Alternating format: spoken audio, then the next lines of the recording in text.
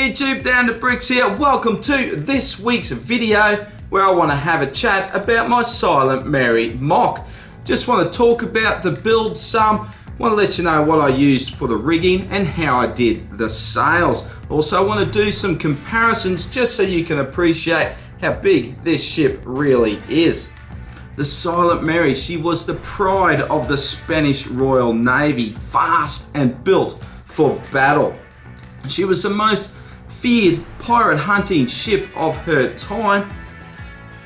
The brief for this build for me was pretty simple. I just wanted to replicate the Lego Silent Mary ghost ship. I just wanted to be able to look at the ghost ship and see that this was the Silent Mary in her prime.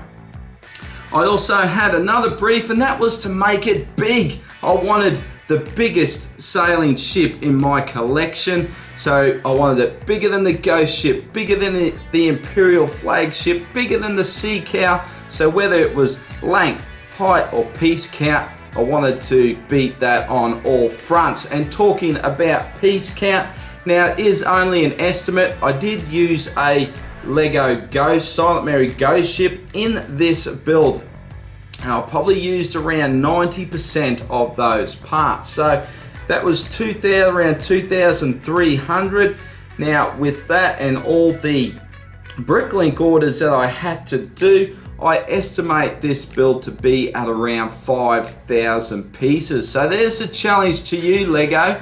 Give us a 5,000 plus piece Lego pirate ship. How cool would that be? I'd be in for that.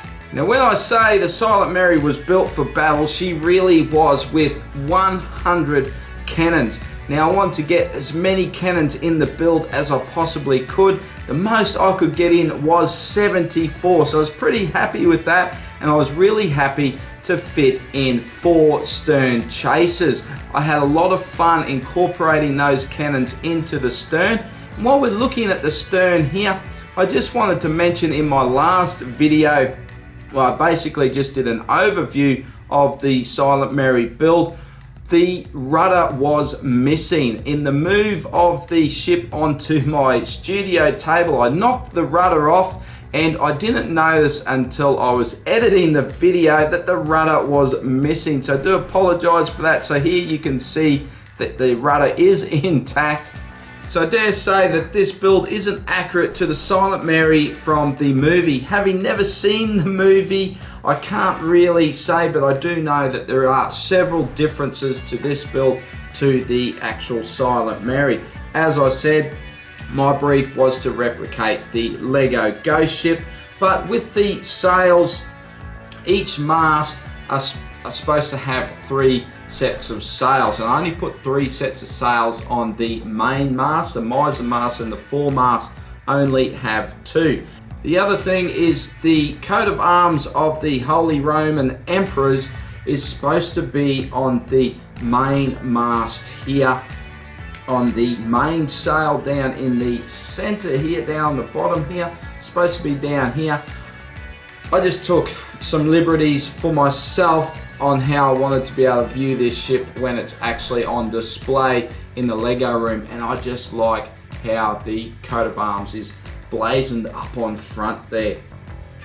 So with the sails themselves, it was a lot of trial and error, and it's one of the reasons why it took me so long to complete this build, because I had actually designed the mast and the sails, and I'd done all the templates, and I was ready to rock and roll on actually getting the sails right, and I just wasn't happy with the size of the sails. They were just too small for a ship this big. So I had to go back to the drawing board. Well, I didn't have to really change the mast at all. I did have to work on the yard arms and extend those out. So there was quite a few changes there I had to work through and to get the sails the right size. And I just love these huge sails now. I think they look fantastic. As for the sails themselves, originally I wanted to use material, and I wish I knew what Lego actually used for their sails so I could replicate that. But what I did try is some different materials, and it's probably not going to get a good look here. This is a quite thick canvasy type material, and here is another one here that's a lot lighter material, and what I used is some fabric stiffener to stiffen the material. And while they're nice and they're fairly stiff, they just didn't hold well once they were put on the mask. They just didn't have this billowing effect that the paper sails from my templates had. So it made me go back and just look at paper sails. So what I did then is I tried different GSMs, different grammages of paper for the sails. So I tried the standard 80 GSM that I made my templates from, which looked great. I used 120 and I tried 160 GSM as well. And all were pretty satisfactory with the actual look once I put on the mask. So then it was a matter of how am I going to color this paper to make it look like old sails and to more replicate what was on the Lego Ghost Ship. So I actually tried a couple of techniques there, and I actually soaked them in the paper in tea. And while that looked good, it just wasn't quite dark enough. Now I could have tried making stronger batches of tea and trying to deepen the color that way, but instead I tried soaking them in coffee, and in fact I used the same sails or the same pieces of paper that I soaked in tea, and I soaked them in black coffee. So I just had trays of coffee laid out and just soaked them in there for 5-10 minutes to get this deeper color, and I was really happy with how they came out. What I did find though is in the drying process, the 80 GSM crinkled up too much. The 120 watt was better, was still quite crinkled, but the 160 remained nice and flat. So I ended up going with 160 GSM paper for these sails. As for the size and shape and how I actually came out with that design for the sails, I just closely resembled the sails from the Imperial flagship. Just took some measurements from those sails and measured it out to fit onto this mast. For the rigging, I was just going to use standard cotton, and as you can see here, compared to Lego string, it's roughly the same diameter, but I ended up deciding against this. It's a little bit hard to see. I didn't like it because it was just a little bit furry. I went with this nano cord. Now I got this off eBay. Compared to the cotton spool, I think that was about $5 for the spool. This was a little over $20 for the nano cord. The only thing is it's a lot narrower than the Lego string, as you can see. It's actually, instead of it being round, it's actually flat, and here you can see it on the flat side. It's very, on the thin side I should say, it's very thin. As we come down here, it flattens out. So you can see it's not too bad, but it's nice and compact. It doesn't fray, it's very strong. And in the end, I was quite happy with that nano cord. First comparison is to the Silent Mary Ghost Ship, and I've got them fairly even at the stern, and even though my build is at the back, you can clearly see how much bigger it is to the Ghost Ship. And one of the main size differences is the width of the build. You can see how wide the complete Silent Mary is.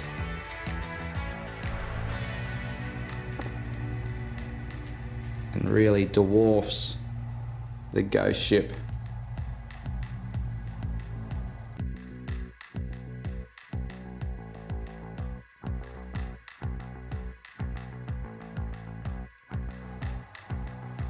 Next to the Black Pearl, it's no wonder the pirates didn't stand a chance against the Silent Mary.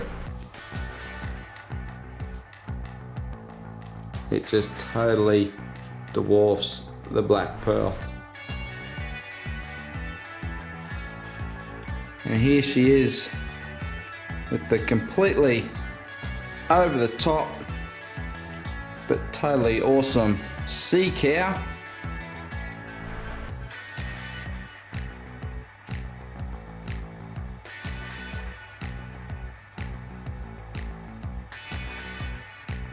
And here is the Imperial flagship.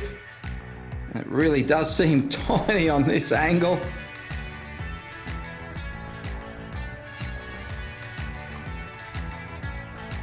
The most elegant of Lego sailing ships, the Imperial flagship, really is a beauty.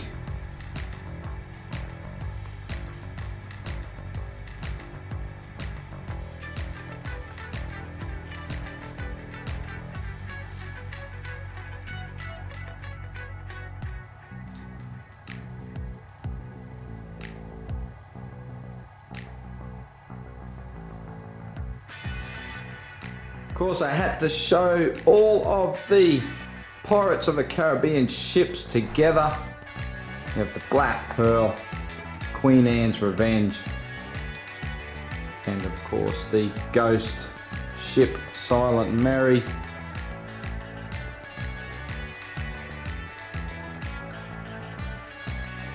As a collection of ships, these would have to be my favourites. They really are quite spectacular, aren't they, these models?